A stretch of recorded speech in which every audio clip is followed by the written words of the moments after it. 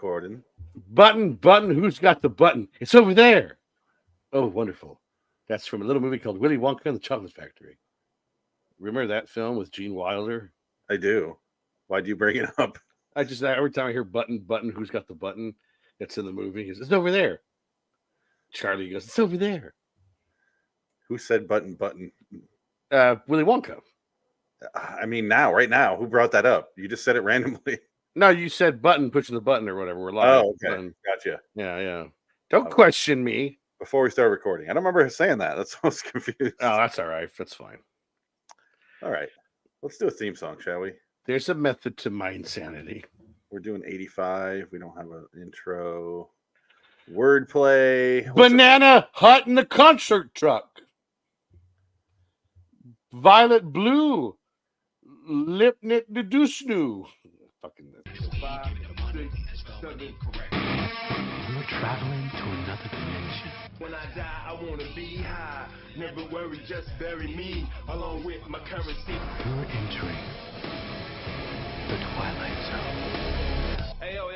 Okay, roll it again. You're entering LIW, the Twilight Zone review. When I die, I want to be high. Oh, citizens. There's no intro for this episode. Roll it again. When I die, I want to be high. Yeah, I like that. That's cold. That's cold. Stop talking over it. I'm trying to record this sick track. Oh man, we don't have an 85 episode. There's no episodes worthy of intro. Not really. This one could be fun though. This one pissed me off on a whole new level of being pissed off. Well, it's welcome to Ear of the Beholder, LAW the Twilight Zone review, episode 463 for TZ85, 102A, Wordplay, Phoenix West. Dick yacht. Square button and round and cinnamon afro monkey and petty salamander biscuit sandwich. Dinosaur. Did you say dinosaur? Salad book apocalypse. Dick cheese. They might have the youth, but we have the mayonnaise. Yeah. This was an episode directed by our favorite Wesley Craven, rest in power. No. Passed away for a while now. No, he doesn't need the rest in power. He doesn't need power when dead. He just needs to rest and never come back. That'd be nice. He had far too much power in life. That he did. He like we say, oh, how much time? What did Wes Craven do? Like he didn't do a lot. Well, what he did do wasn't worth it. Yep.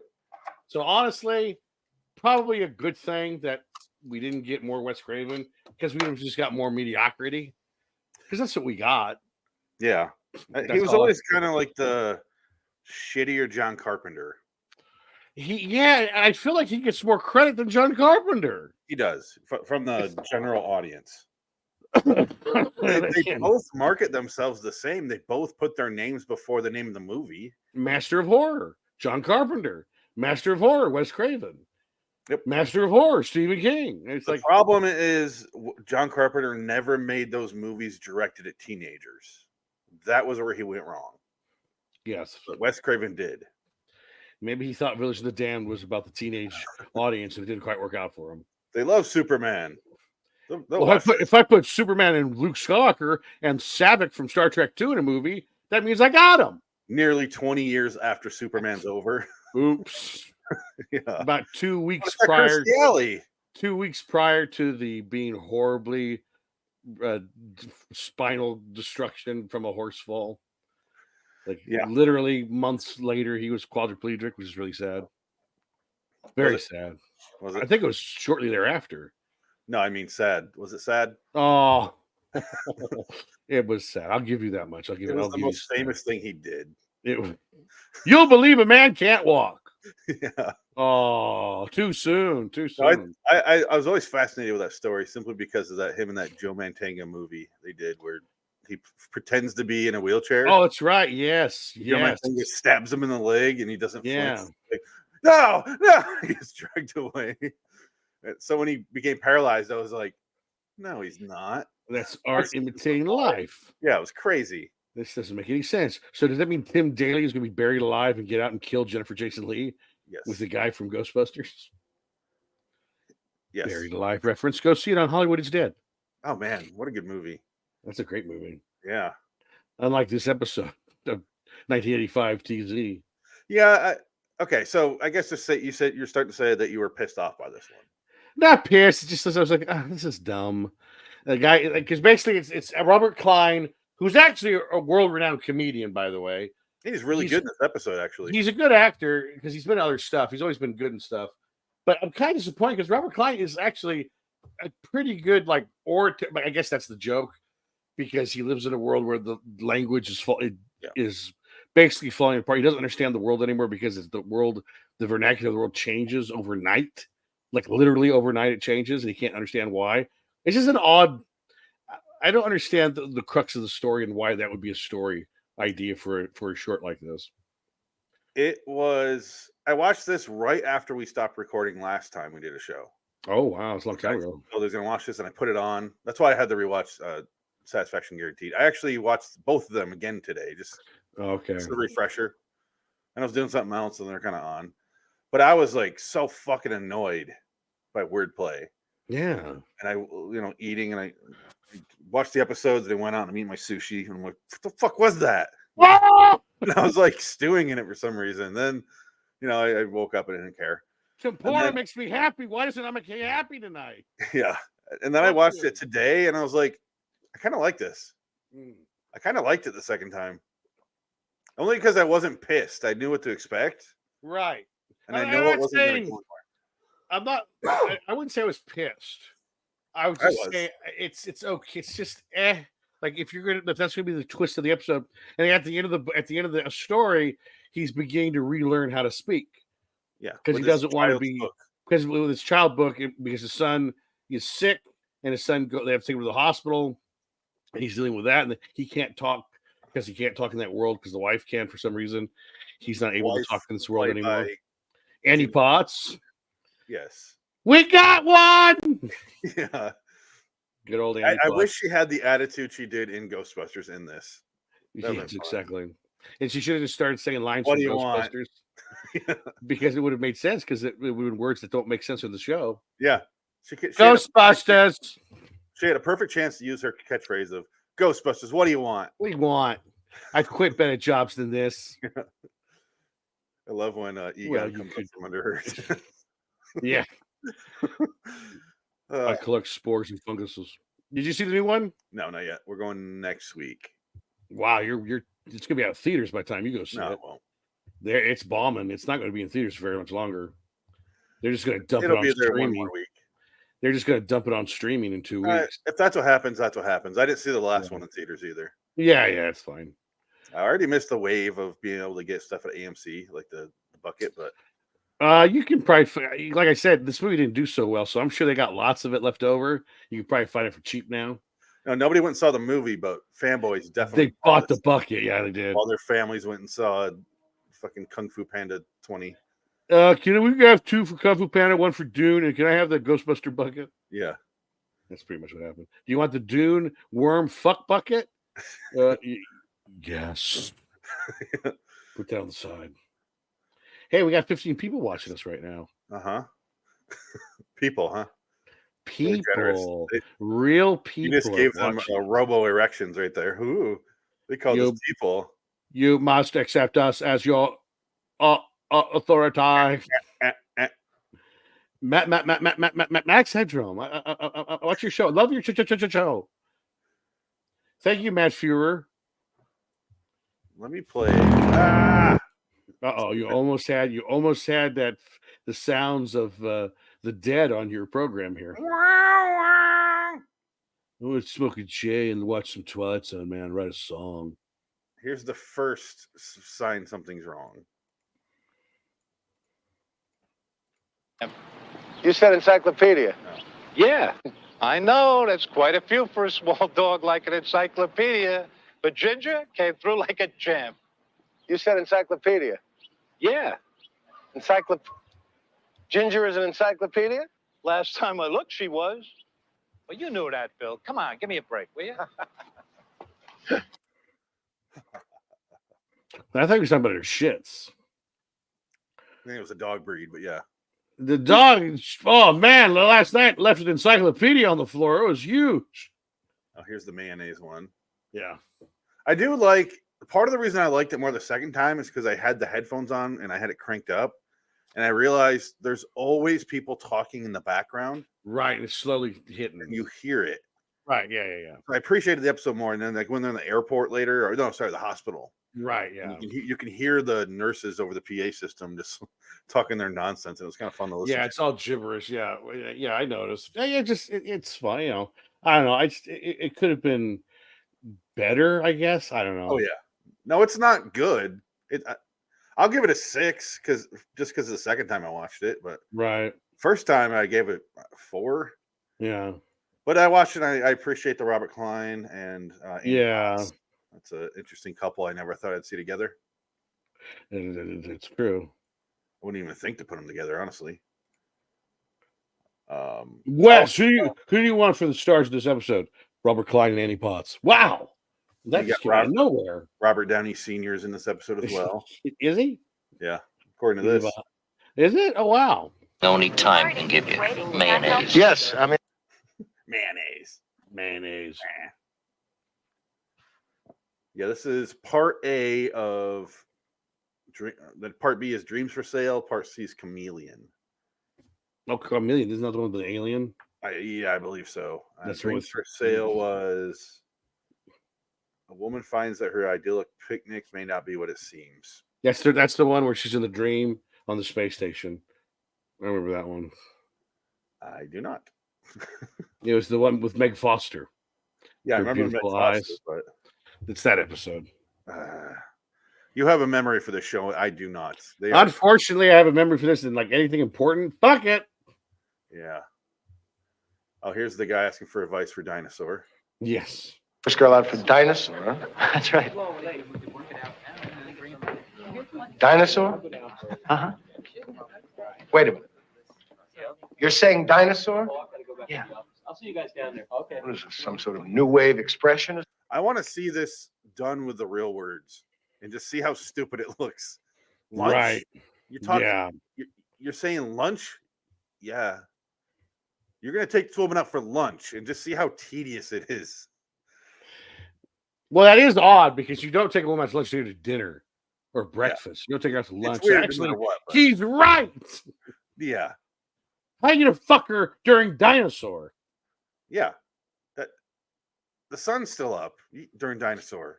You can't fuck her. You can't take her back to your place and bang the shit out of her because the sun's still out. Look, bang the shit out of her in front of her Wednesday. And I think the Wednesday is an encyclopedia breed. Yeah, I think I'm learning the language already. I think Wednesday was pink, wasn't it?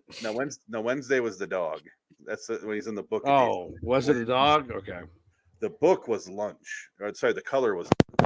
That's what it was. He goes, what does lunch mean to you? It's a color. It's a color. What do you want? It's right here. Lunch. What has lunch got to do with What has lunch got to do with anything? What has lunch got to do with anything? All right. Okay. I'll say this. For what he's been given, Robert Klein does a really good job in this episode. Oh, yeah. No, it's interesting. It's just, I think the problem is maybe it's too short. Need to be a little bit longer to kind of hang. Because it kind of just all this stuff happens instantly. And you're like, well, I don't even know who this guy is. So why is it happening to this guy? Like, I understand he's a salesman. He's trying to sell like this new product that he can't understand because the words are it's like techno babble that he doesn't understand. Yeah, so that makes all the other language techno babble language that he can't figure it out. It's all just the snowball effect from what's happening, and this happens a lot in 80s stuff where they get obsessed with, especially this show, like the credit card one. This kind of new ideas, and this one's all the new technologies coming out in the 80s. And right, probably feel like they're being phased out. Yeah, it just snowballed from there. I do like the fact that Annie Potts hung up a cast iron mold of her butthole on the wall, though. Right there in the back. Yeah, it's pretty cool. My muff. What does lunch mean? Bill, you know what lunch means. What does it mean? Tell me! It's a color. You know, sort of reddish, a light red. She looks like she's gonna hit it. He's gonna hit her again. As he should. What's lunch? It's a beating. It doesn't mean beating. Because guess what? You're getting your beating again. Do you get a bumblebee eye or a cinnamon eye? Whatever nonsense eye. It's black eye, bitch.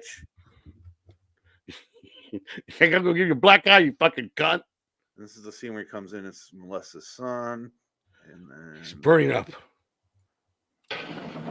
I do like when he gets at his office and the switch happens where it's just complete nonsense now. Yeah, that is completely done. Yeah. And he gets handed his paperwork in a little manila envelope and it shows his name is like Hilch Butterfly or something stupid. His first name is Hilch, though, I think. Oh. Oh, sorry. He talks to the thing about taking a call first.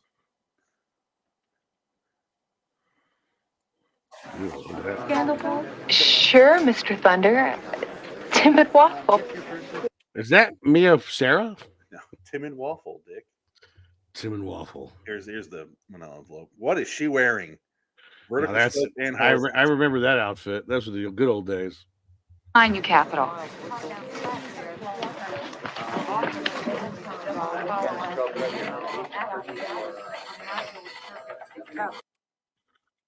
Hinge Thunder. Buck construction holster. Salesman. Salesman's the same though. Hinge Thunder. Minge. Is it Hinge or Minge? Hinge with an H. Hinge. Hinge Thunder could be actually a pretty decent name. I do like when this is Hinge Thunder coming at you.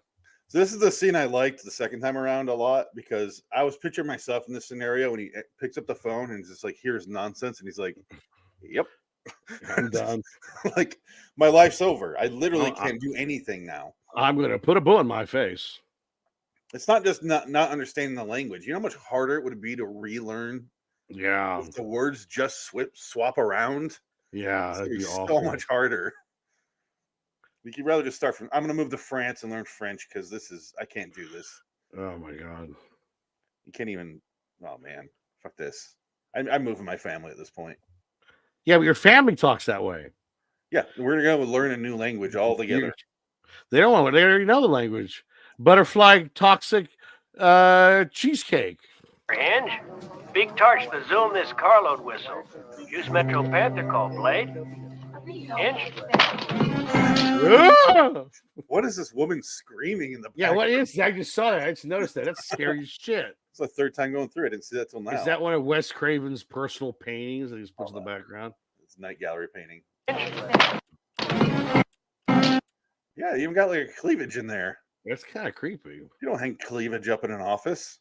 It's my art. It's about the women's movement in the 1960s. Because I'm super smart and Wes Craven. That Ben Collins would but can. Moon tight. I'm gonna put it over music and make an intro out of it. Moon tight. Moon tight.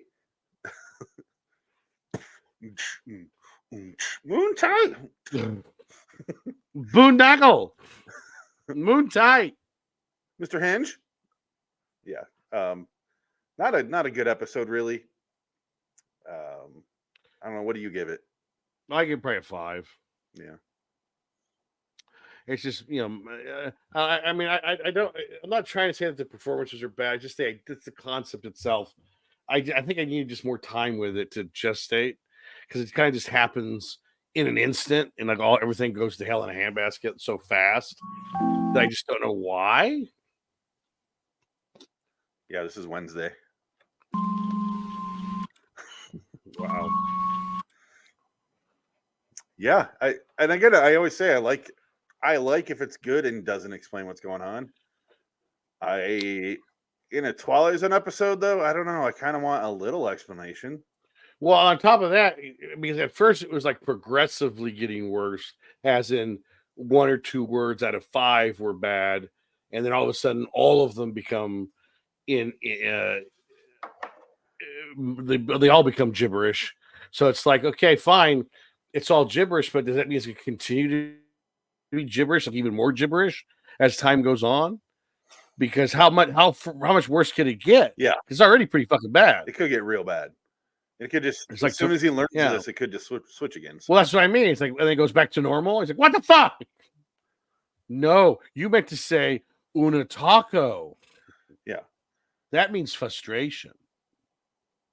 Taco. Which to us means anus. Choco taco. Choco taco is anus. Which keeps translating back. Son of a bitch. This is annoying. Yeah, again, that's why it would be so much worse to relearn the language with everything just moved around than Taco Bell. What is that?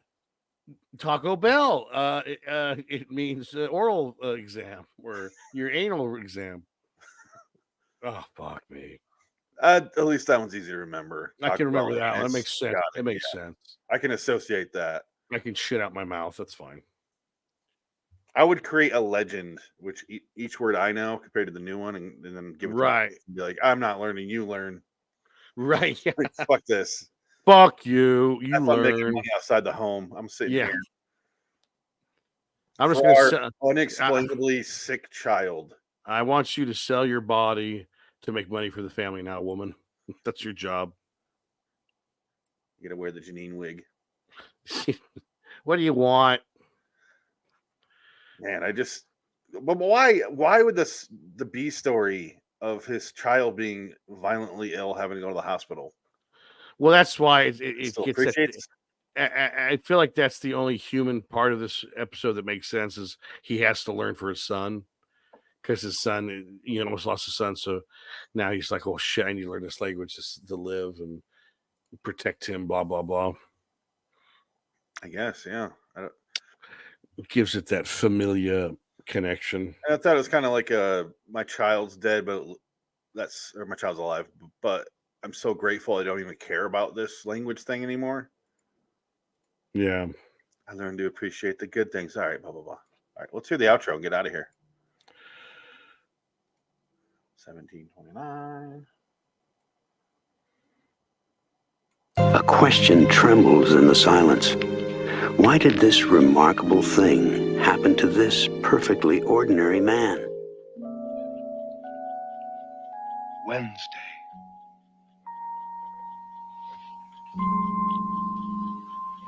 Touch the puppy. Feel the puppy. Wednesday. It may not matter why the world shifted so drastically for him. Existence is slippery at the best of times. What does matter is that Bill Lowry isn't ordinary. He's one of us, a man determined to prevail in the world that was, in the world that is, or the world that will be, in the Twilight Zone. That doesn't make any fucking sense. That's fine. I'm sorry. Quesadilla Blue. Quesadilla Blue Velvet. Pabst Blue Ribbon. Aquatape Keyboard Salamander. Phoenix West. Dee-bop-bop-a-doop-bop-boop-bop. Green Filing Cabinet Sinister. You're way better at that than me. Review preview. It has to make sense to me. I can't do non sequitur language. You've seen too many Family Guy episodes and American Dad episodes. It's also my kids. I'll make up nonsense with them. Oh, see, that works. That's good. Capital Drugs in the morning with Zippo and beer. Pretty good. You're still using words, though. You have to say random words. That's the thing. Yeah, it's random. You're getting close, though. Wallpaper tax in the taxi cab of love in the world of trees. That's too poetic. Yeah. A shitty poem. A poem. He deems himself a poet. Peggy Sue got married. Let's see. Where are my subtitles? Now what are we doing? What's the next one? Oh, fucking Night Gallery. Oh, yes. Well, Night Gallery is going to be 5 seconds long. I'm saving the episode real quick. I want a frumpy ass to put on my face. Which is fun. I mean, I get the joke. It's actually not bad for a Jack Laird episode. We's live. We's recording. Hold on. We's live. We's recording. Buttons. Put a bullet in my face. Home. I'm sitting here. Yeah. All right. I want to die when I be high. Let's change the background, shall we? Bury me in my currency. Of course. I have to reopen this in just 1 second.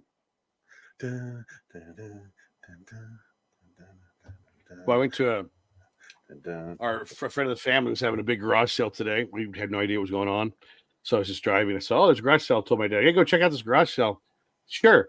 I guess there's a bunch of, I got them, all these metal lunchbox from the 60s.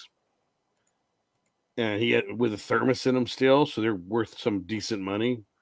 So I told my dad, just buy them all. Get them all. I'll pay you back.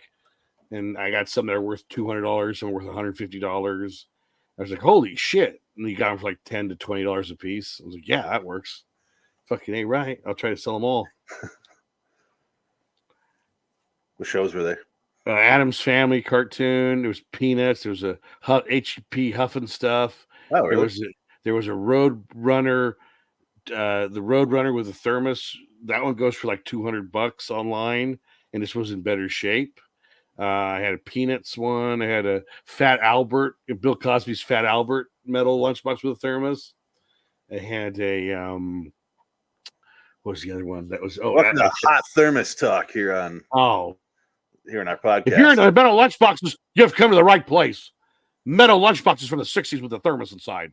Oh, Blondie. There's a Blondie one from 1969. It's worth like $300. Okay, I thought it wasn't sure if it was the band or not. No, it was like the Blondie, like the fucking cartoon from the 50s. I'm like, why that one? Why is that one worth something? It was bizarre. Like I looked at my people are really into that for some reason. I hope I can sell them for at least half that price. I don't get it. Because I spent basically $130 for 12, or for I think I got like 8 lunch boxes, something like that.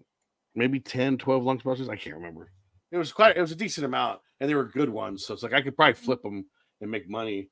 In worst case scenario, I'll just sell them on eBay maybe, but I don't know. I kind of want to sell them for cash. More importantly,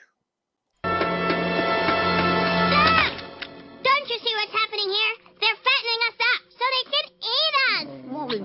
Oh, come on, Lisa. You don't believe me? Then just look at this book that I found. Humans, you have stopped eating. Lincoln, you big, stupid space creature. Nobody eats the Simpsons.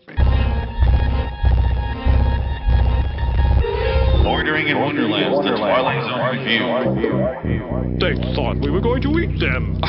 Good God. Is this some kind of joke? No, they're serious. Citizens, welcome to Ear the Beholder, LAW Twilight Zone review, episode 465, Night Gallery 202D, Satisfaction Guaranteed. It couldn't live up to the title. I'm Phoenix West. Satisfaction. Ticket. I can't get no satisfaction from Jack Laird. And I try. I want to punch him in the throat. I want to cut his balls off. I want to dig him up and punch him in the throat. I want to drive in my car and run him over again and again. Actually, I want to dig him up, find out what hand he wrote with, and cut it off and crush it up and turn it into a fine powder. Yes. And I've got to let someone in Hollywood snort it. Someone who also was a bad writer. Alex Kurtzman, Robert Orsi. There you go. Problem solved. We just did it.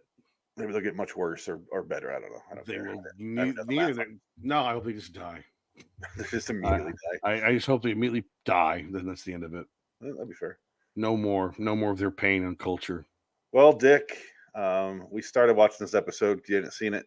And it's yes. I cut it off early. Yeah, because they're sticklers on Night Gallery episodes. You can't really show that for free on Ustream or StreamYard or whatever we're called.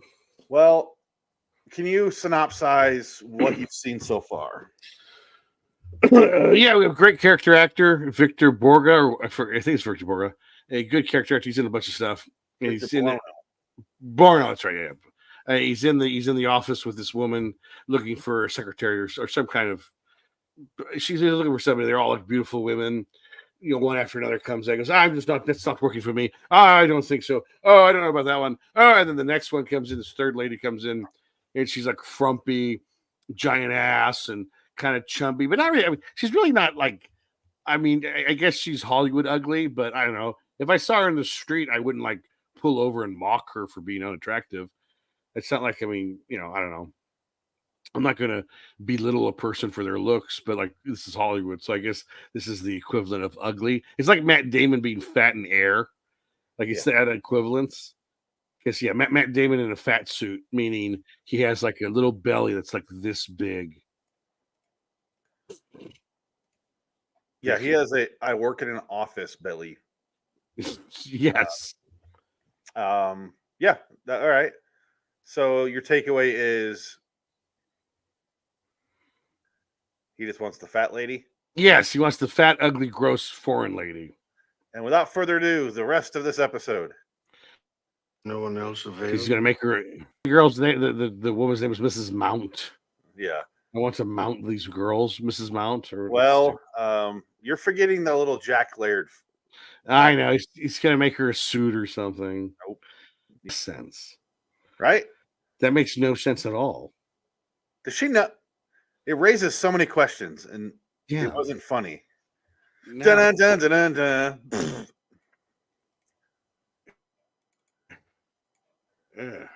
See, that's why Rod Serling died so prematurely, because he had to deal with this shit. Can you imagine, like Rod Serling? Oh, hey, Rod, you wrote like one of the greatest shows of all time. You want to work with Jack Laird? He'll ruin your show. He'll just he'll just ruin any episode you write. He'll want to put a tag on it and just make it shit. Do you want that guy to work for you, Rod? Rod? No. Rod? Ron? Come on, Ron. In the corner smoking. The corner stained yellow. The whole wall is yellow. He's carving. He's not soap carving. He's soap carving. The soap carving is actually the deposits of tobacco on his fingers. He's just carving them off of his nails. Oh man, his fucking smoke infused nails. This episode was directed by Jano Schwark. Sure. He directed 19 episodes of Night Gallery. Wow. All of them Jack Laird. He did, we saw Stop Killing Me. We saw The Caterpillar. This one, he did Quoth the Raven. Big Surprise, the one with Carradine. Surprise. Right. I don't know which ones he did in that one. Well, David Carradine soon to make an appearance in the next episode. He also our director did the next episodes we're doing, the Spectre and Tap Shoes. I believe that's the next Night Gallery that we're doing. Oh, great. What a wonderful day. He also directed some 85 Twilight Zone. Wow. Shit. He directed Secret Girl. Oh, the movie? He directed Jaws 2. Oh. He did an episode of Columbo. Of course he did. He's just 1,000 TV shows. Oh, I bet. It's just the time where you could. He probably was a multi-millionaire. He's still going. Like, he hasn't done it in a few years, but Grey's Anatomy in 2019. Shit. Designated Survivor. Wow. Bones, Castle, all those shows. Wow. Good for him. Smallville. Still working. Yeah. The man's made a killing. Born in 1939. Wow. That's pretty impressive. Yeah. Again, never begrudge someone just for working. Put the camera over here. Okay, how you shoot this? Wide angle. Cut to a close up over shoulder. I'm gonna go have some cake. And that's it. That's his day. So this one replaced Witch's Feast because I guess that was too controversial. What? Because that one had an opposite twist where you think they're going to eat children, but instead they're going out for a ham sandwich. How is that more controversial? And this one, he's going to eat that fat lady. He wants to eat the fat lady. Yeah. How is that less? Oh, whatever. And satisfaction guaranteed. So, like, he talks to Mrs. Mount. I'm going to write you a check for her. Give it to me so I can eat her. And if not, I'm going to eat you. She's selling a person. Yes. It makes me wonder what's going on at this company. Is this what they do? Or is it just any need you have, we facilitate? Yeah, pretty much. How do you have a satisfaction guarantee with 0 customer complaints with that business model? Jack Laird's what we call an idiot. He like bases it on ideas. Like it's the idea of satisfaction guarantee more than it is a business motto or a logical way that a business would operate. It is. All I can think of is the first Jack Laird one we did with the fucking vampire. Do we have to? I'm glad we got to share it with Adam. Yeah. And he was just like, just as angry and pissed off as us. Couldn't hurt. Are you sure? Well, it couldn't hurt. I hate you, Jack. Yeah. I hate you. I'm glad he's dead. He's dead. He's dead. Every time. He's dead. We know he's dead. I'm glad he's dead. That's that. But he is the worst. And people try to say how great Night Gallery is. He's the fucking cancerous fucking skin cancer on this Night Gallery fucking face. He probably wrote the cancer into Rod's body. Maybe. God damn. I'll show you. I'll show you. I'm not a hack. You're the hack. I wanted to give it a 1, but I gave it a 2 just for Victor Buono. Yeah, it was the way to go. He was fun. He's fun. I like him. I like him as an actor. I've seen him in a bunch of stuff, and he's always a good character actor. Our next episodes. Oh, what do you want to give this?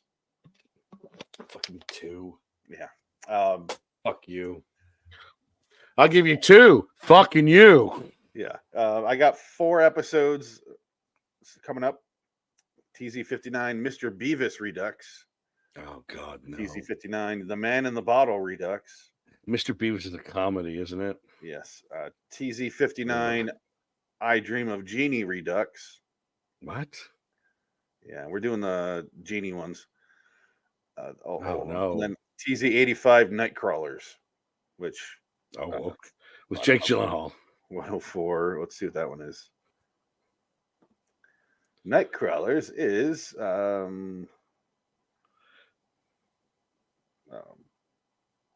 no, it's Wishbank. What the fuck is this one? I don't know. Drifter Prince shares his Vietnam War memories with their dinner patrons. Wow, that's what?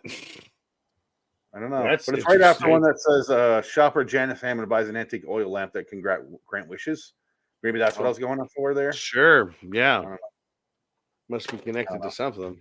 I probably thought it was that episode, but no, there's another sentence after that. Interesting. Well, we'll find out. We'll find out in 2 weeks. Find out in 2 weeks. Or no, it'll be way more in 2 weeks. Oh, that's right. We're doing anthology the next time. Oh my God. Oh, that's right. We got to do some Inside Number 9. Oh God. Yeah, I forgot about that. Yeah. And then the week after that, we're going to do some B-movie battle, some actual B-movie. Okay, that'll be good. Terror Vision versus Evils of the Night. Ooh, that sounds awful. But LAWstudios.com, check out the episodes, the live episode schedule there. You can see when we're doing Twilight Zone again, since this is the only podcast people listen to. Is it? Hey, we got 32 bots in here. Of course, 32 bots, 32 sexual bots selling their porno on the side. Until next time, and in the meantime, I'm Phoenix West. There you get. I have a sunflower on my ass if you're interested. Victor Borger would eat today. Yeah. Looks that she's that bad now. I saw her on the podcast with David Cross. She looks like she's like a middle-aged mom of 5 from the Midwest. I have a video clip of her nowadays. It was shocking. I was like, oh my God. It's right here.